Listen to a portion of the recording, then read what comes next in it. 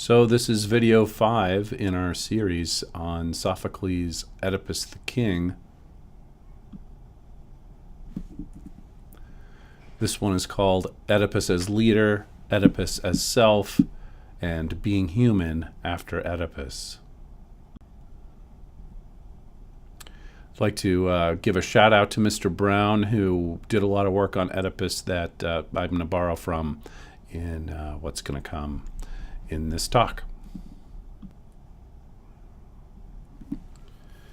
So, Oedipus as leader. We think of leadership, as we've talked about many times, as engaging, serving, and coordinating. And it's fairly important to think of the first two pretty quickly. He's a good engager, Oedipus, right? He's like, here's a sphinx that's got control of the city. I'll solve his riddle. I'm not afraid of the sphinx, right? Oh, there's a plague. Well, I'll solve it. I'll dig down to the bottom of this. I'm the king. I need to do this kind of thing. And so he's willing to engage and mix it up, and he actually blows by a lot of warnings like, hey, you're getting too involved in this. You should back off. He's also, willing to serve, even though he's got some hubris, it seems. He's very self-aware that he's king, and sometimes he seems to be doing it just because it's his duty to do it, not because he wants to. He takes his responsibilities as king seriously, and he's willing to mix it up. So it's when we think of Oedipus as coordinator that things get more interesting. And so we think of coordination in 5 different ways. In the ability to envision imaginatively, Oedipus confronts the plague, challenging his Theban community by considering its consequences on his people and on himself. While he seems genuinely moved by the suffering around him, Oedipus seems not to take the time needed to assess the problem and consider alternative solutions. We may see many examples of his impulsive and even knee-jerk reactions. To the problem before him, Oedipus resorts to the same solution he tried before, consulting the oracle at Delphi. Because he is convinced it worked well before, he shows little imagination in envisioning a solution that coordinates the efforts of others. So to plan strategically. Because Oedipus lacks imaginative vision, his plans for addressing the plague lack a constructive strategy. It is not that the king has no plan, it is that his plan is one-dimensional. And when it begins to fail, he is not aware that he needs to change his plan. The constraints of the play limit our exploration of this second step because Sophocles seems to allow for only one solution to the plague, the requirement that Laius's murderer be brought to justice. But consider this leader in a contemporary setting. Realistically, Oedipus's plan lacks strategic sophistication because his impulsivity impedes his imagination. So, communicating eloquently, we might consider Oedipus an eloquent communicator, but that credit goes, of course, to Sophocles, who puts poetry in his mouth. The better question to ask here relates to the king's effectiveness as a communicator, and in this respect, we find that, again, Oedipus falls short. Despots typically do. Those who are used to absolute power usually have not developed the habit of effective communication. Their words are typically understood clearly, but clarity is only one part of the ability to converse well. Along with clarity, a communicator needs patience, calm, variety, perspective, and familiarity. Oedipus is rather too often angry, impatient, predictable, dictatorial, narrow-minded, and distant. So delegating effectively. We have already discussed Oedipus's tendency to take all matters into his own hands. The lone exception is his having sent Creon to Delphi rather than going there himself. But that one example of delegation ends badly when Oedipus rejects the information Creon brings the king upon his return. We get the feeling that Oedipus regrets having allowed this one mission to someone beside himself. Delegation usually provides a leader with a variety of options and opinions, and it gives all members of the community a sense of ownership, something critically lacking in Thebes, where everything seems to be on Oedipus's shoulders alone. So finally, completing tasks diligently. The final part is misleading because, of course, if we consider the task of this play the removal of the plague, we must admit that by the play's end the curse is lifted.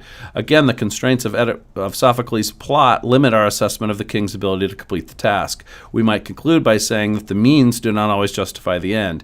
In other words, completing a task should not always be the ultimate goal. Many goals can be completed by tyrants, but sadly at the expense of the community.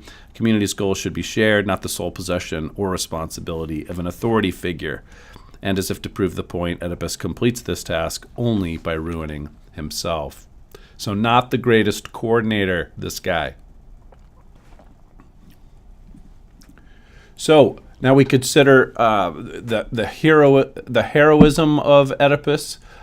We might think of it as from hero to zero. So he starts the play by saying, everyone everywhere knows who I am Oedipus, king. Right? I don't know if that needs much gloss, that line, right? I am the guy, it's all on me, I am the guy who solves problems. But we end up with, I, this voice of agony, I am. And then I am nothing but my own cries.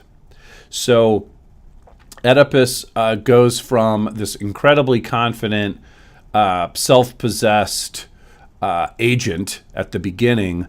By the end, he is his own cries, he is his own agony, and he is a blind, staggering man capable of virtually no effectiveness. But then to think of it in terms of our existential hero from our previous discussions, and the ability of somebody to handle the difficulty of walking on two legs or trying to, he says toward the very end, I, nobody else, I raised these two hands of mine and plunged them down. I stabbed out these eyes. And he concludes with, now I am Oedipus.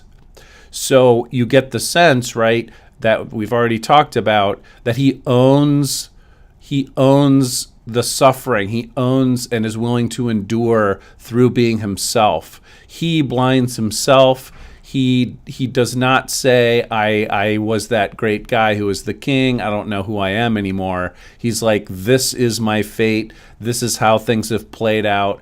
I will go back and tell a true story about myself and be that person that reality has made me. I will accept it. And there's a great heroism in that. Think of all the ways he could have ducked out.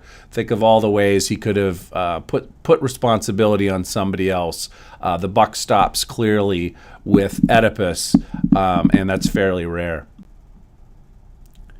And finally, to wrap up, the chorus has a bunch of lines, toward the latter quarter of the play, and we'll just quote some of them. Man after man after man, here once, almost not here. What are we? Dust, ghost images, a rustling of air, nothing. We breathe on the abyss, we are the abyss, our happiness no more than traces of a dream. We are you, Oedipus, dragging your maimed foot in agony, your life fused with the god, blazing out of the black nothingness of all we know. No happiness lasts, nothing human lasts.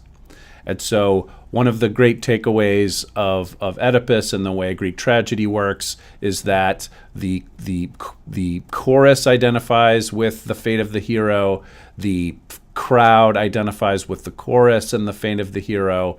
And we get this sense, right? We've watched a man go from the self-possession of everybody knows who I am Oedipus king, to this guy who has been ripped apart and his whole life has been turned upside down, and this word abyss, right? A free fall where you have no ground but your own acceptance of your own fate.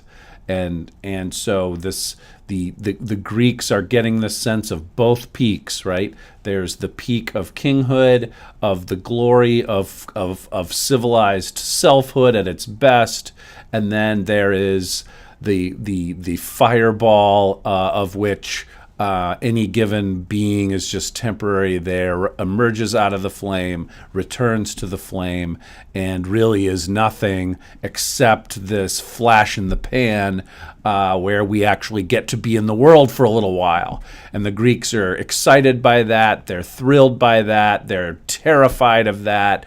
They have all these emotions, and the Greek tragedies, and Oedipus in particular, display the full range of the human experience in terms of its understanding of what a self is and what its place in the world is and what the opportunities for meaning are.